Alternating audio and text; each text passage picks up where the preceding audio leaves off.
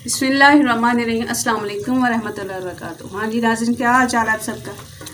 हाँ जी, आज मैं माश की दाल जो आपको मैंने दिखाई ये बनाना, उसी का ये मसाला बनाया है और एक न्यू स्टाइल करना है, वो आपके सामने ही करती हूँ। बिस्मिल्लाहिर्रहमानिर्रहीम। ये मसाला बना रही है, सारी चीज़ें जो डालनी आप मेरी रेसिपी देख लेना माश की दाल की, वो सारा वैसे ही बनाया। बिस्मिल्लाह, ये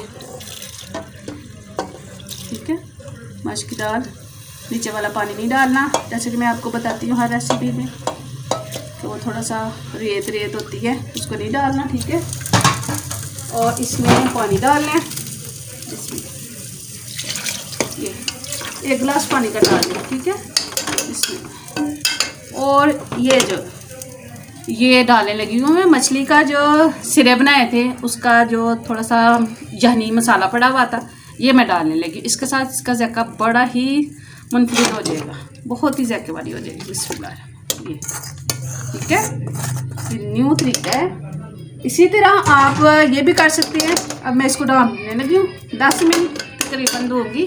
इसमें थोड़ी सी गार्निश के लिए थोड़ी सी सब्ज़ मिर्चें, सब्ज़ धनिया डाल लूँगी और डिश आउट करके अभी दिखाती हूँ। तो इसमें छोटे गोश्त की जहनी सालन पड़ा हो, मुर्गी का, बड़े गोश्त का जो भी पड़ा हो ना, वो आप डाल सकते हो। और वो भी एंड में मसाला भून के जब दाल डाली ना, तब डाल के फिर इसको डाल देना, ठीक है। ये देखें नाज़रीन, दाल बन गई है, ठीक है। मैंने फ्लेम बंद कर दिया हुआ है।